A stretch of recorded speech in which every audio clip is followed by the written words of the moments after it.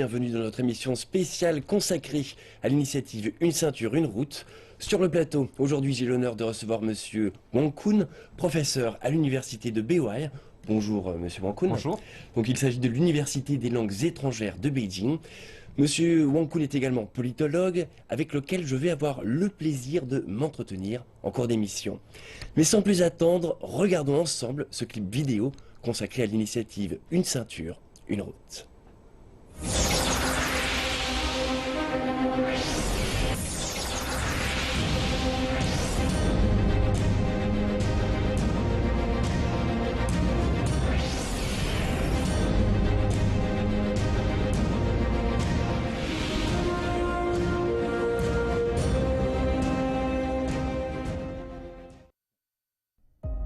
L'ancienne route de la soie a constitué un vaste réseau de routes reliant les commerçants et leurs articles venant lors du premier millénaire. Aujourd'hui, la Chine lance une nouvelle initiative, Ceinture et route, offrant du potentiel à des opportunités sans frontières. L'initiative Ceinture et route résulte de la combinaison de la ceinture économique de la route de la soie sur terre et de la route de la soie maritime du XXIe siècle, sur mer bien sûr. L'objectif affiché est de connecter ces routes commerciales à travers l'Asie, l'Afrique et l'Europe, touchant des milliards de personnes dans le monde. Le plan appelle aux projets de développement les plus complets de l'histoire humaine. Le forum de la ceinture et de la route pour la coopération internationale se tiendra les 14 et 15 mai à Beijing. Il attirera des représentants de 110 pays. Et la Chine devrait signer des documents de coopération avec près de 20 pays, ainsi que plus d'une vingtaine d'organisations internationales. Le ministère chinois des Affaires étrangères a déclaré que l'initiative Ceinture et route bénéficierait à d'autres et que la Chine n'avait aucune intention d'en faire un spectacle personnel. Le porte-parole Gang Shuang déclare que l'initiative est née durant une reprise économique mondiale fragile et qu'elle vise à renforcer la coopération nationale, intégrer les ressources et surmonter les défis, en vue d'aider les pays d'Europe et d'Asie, en particulier ceux en voie de développement, à justement se développer. Alors le forum Ceinture et route, quintessence de la coopération internationale, se tiendra les 14 et 15 mai à Beijing. Le thème de ce forum est le renforcement de la coopération internationale, l'établissement commun d'une ceinture et d'une route vers un développement mutuellement bénéfique. Alors Monsieur Wang Kun, quelle est votre interprétation sur ce thème? Je crois que c'est un thème très intéressant, non pas uniquement pour la Chine, mais aussi pour tous les pays participants, tous les pays riverains de cette initiative qui peuvent effectivement profiter de cette initiative et cette plateforme pour réaliser cet bénéfice mutuel. Oui, c'est vrai que Monsieur Xi Jinping, je me souviens, il avait utilisé une métaphore musicale en disant il s'agit cette fois de véritable, non pas d'une performance solo, mais plutôt d'un concert. Exactement. Voilà, effectivement, c'est une idée qu'on a lancée il y a 3-4 ans, en 2013, par M. Xi Jinping, une position de la Chine vis-à-vis du monde, un engagement aussi de lancer cette initiative, c'est-à-dire d'établir un cercle, un milieu de travail et de développement commun pour partager le fruit de développement de la Chine avec le reste du monde et les occasions. Très bien. Est-ce que vous pouvez nous rappeler concrètement les origines de cette route de la soie? Donc je crois que nous avons travaillé en amont beaucoup avec les pays de l'ASEAN, entre la Chine et l'ASEAN, pour développer le mécanisme d'échanges commerciaux et des ententes avec les dirigeants des pays. Chaque année, il y a des forums d'ASEAN qui se tiendra lieu et les dirigeants chinois sont présents là-dessus. Donc le mécanisme qu'on appelle 10+1, 10+2 et 3.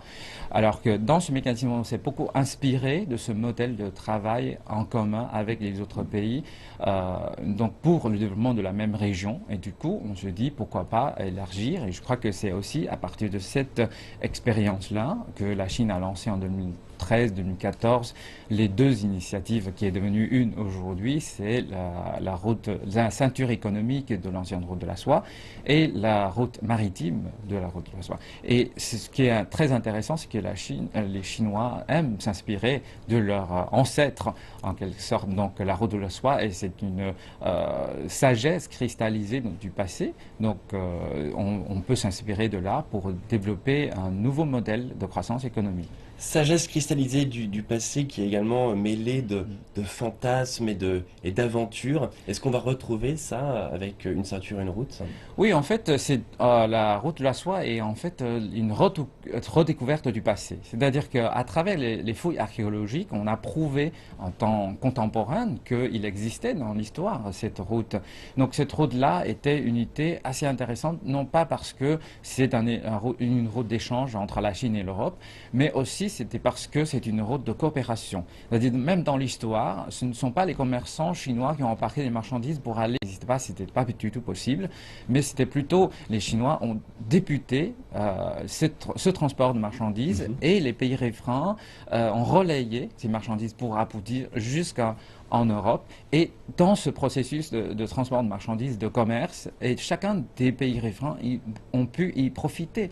Donc c'est pour cela que c'est une route de coopération. C'est pour cela aussi que cela révèle la sagesse et l'intérêt de cette route.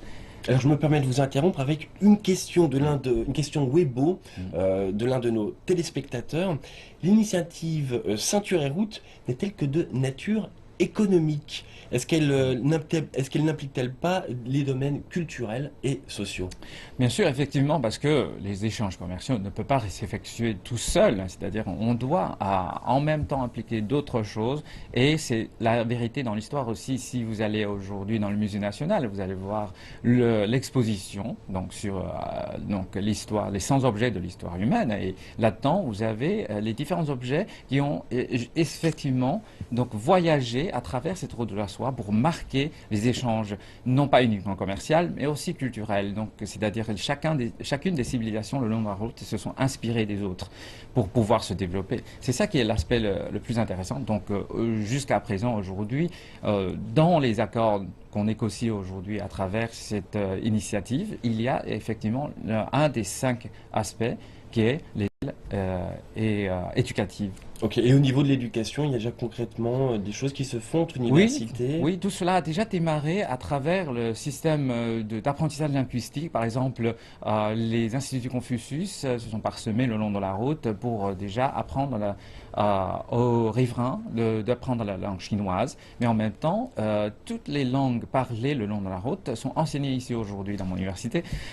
Donc, c'est-à-dire, c'est les premiers efforts qu'on a mis en œuvre pour permettre aux gens de se comprendre, de s'échanger et de faciliter le futur de cette plateforme. D'accord. Une autre question d'un internaute. Pour le forum sur l'initiative Ceinture et Route, pourquoi dit-on qu'il s'agit d'un forum de haut niveau?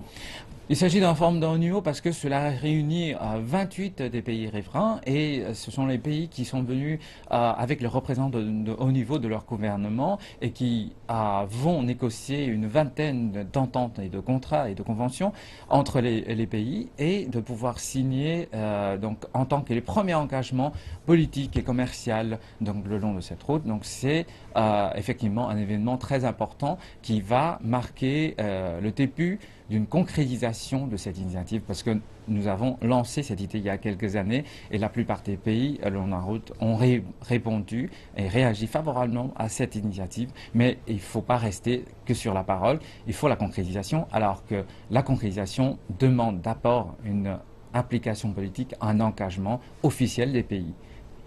Alors, le compte à rebours a commencé, le forum va bientôt commencer. Et à quel pays exactement va-t-il profiter, cette initiative?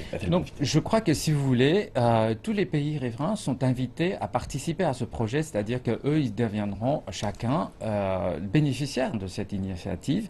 Et aujourd'hui, il faut avouer que la réalité, c'est que les pays riverains ne se trouvent pas au même niveau de développement. Donc, il y a certains qui se développent mieux que d'autres, alors que justement, l'objectif d'une ceinture et route était d'abord d'obtenir un engagement politique de tout le monde, et deuxièmement d'établir donc une infrastructure qui relie tous les pays riverains, troisièmement de permettre à la circulation des marchandises, c'est-à-dire le commerce, et quatrièmement l'investissement entre les différents pays, et cinquièmement, des échanges culturels et éducatifs. Donc cela veut dire qu'on a apporté les chances à pied égal à tous les pays riverains, mais bien sûr, ils vont progressivement se développer en profitant de cette plateforme, vu leur niveau de développement actuel. Donc il y aura bien sûr plusieurs vitesses sur cette route, mais tout le monde est égaux pour participer à cette initiative. Concrètement, pour vous citer un exemple, je suis français, commerçant, j'habite dans la ville de Lyon, qui était sur la route de la soie. Qu'est-ce que je peux en tirer de cette route de la soie? Donc en parlant de la ville de Lyon, c'est intéressant parce que la ville de Lyon est connue pour la soie, justement, alors que la Chine est également connue de la soie dans son histoire. Donc les deux bouts de cette route de la soie est justement liée par cette marchandise du passé, il y a cette marchandise de valeur, donc que possédait seule la Chine. Donc le secret, en quelque sorte, de fabrication, qui est partagé par la suite par le reste du monde. Donc la ville de Lyon aujourd'hui est reliée avec la Chine par le chemin de fer. Donc ce qui veut dire que les marchandises empaquetées de la Chine vont être transportées en Europe à un coût très réduit. Et aujourd'hui, on a constaté aussi que dans les supermarchés, il y a des marchandises françaises qui arrivent en quantité, aussi par exemple le bon vin français qui est de moins en moins cher, c'est-à-dire de plus en plus bon marché, donc c'est plus abordable pour les Chinois. Donc ça veut dire les échanges commerciaux vont profiter aux deux côtés de cette route de la soie. Revenons plus concrètement sur le forum Une ceinture, une route. Qu'est-ce que vous en attendez concrètement? Quels sont les résultats que vous espérez de ce forum? Donc de ce forum, actuellement une vingtaine d'accords qui seront signés à l'issue de cette rencontre. Et je crois que ces vingtaines d'accords sont la base donc en tant qu'engagement politique et économique, donc pour pouvoir bâtir réellement, donc concrètement, cette route. C'est-à-dire que il suffit, comme je disais tout à l'heure, il ne suffit pas de rester sur la parole. Donc quand on veut lancer la construction d'infrastructures, quand on veut investir dans un pays, il faut que le cadre politique et juridique suivent. C'est-à-dire il y a une garantie, une protection pour ces investissements-là. Donc ce sont les engagements officiels qui rassurent les pays riverains. Ils peuvent obtenir les résultats concrets. Les premiers résultats, bien sûr, vont rester dans l'infrastructure, mais je pense que c'est la base le plus importante pour réaliser ces échanges. Donc du coup, ces vingtaines d'accords sont significatifs à l'issue de ce forum et je pense que c'est aussi le premier pas de concrétisation de cette initiative. Et d'un point de vue purement diplomatique, quel est l'intérêt genre de forum? Donc l'intérêt diplomatique est important parce que la Chine a longtemps soutenu, comme la France d'ailleurs, donc le monde multipolaire, c'est-à-dire que nous favorisons le développement de la diplomatie multilatérale et nous favorisons aussi la croissance de plusieurs endroits dans ce monde en même temps. Donc une entrée corps et âme dans la mondialisation. Voilà, c'est ça. Donc, parce que la Chine, il faut avouer que c'est un pays bénéficiaire de cet donc, élan de mondialisation.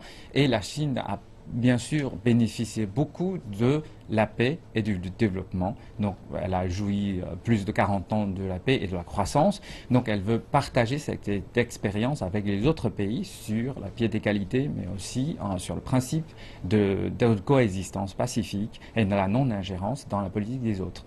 Est-ce que cette initiative Une ceinture et une route peut-elle apporter des choses concrètement sur le plan écologique ?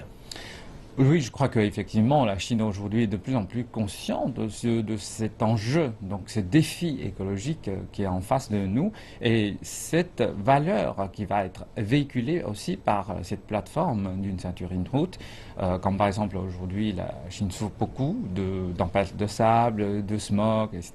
Donc ce sont les résultats négatifs, néfastes de la croissance, dont les aspects qu'on doit se rendre compte et de gérer dans le futur. Et il faut dire que la Chine est le premier pays investisseur dans l'énergie renouvelable. Donc ce sont ces technologies-là, ce sont les investissements-là que la Chine va apporter à cette plateforme et je crois que les pays riverains vont pouvoir partager de ces expériences, de ces investissements et peut-être des produits éoliennes, solaires, etc. Donc sur la même plateforme et ce concept d'écologie, de protection de l'environnement va se propager le long de cette route. Très bien, Monsieur Wankoun, je vous remercie pour l'ensemble de ces éclaircissements.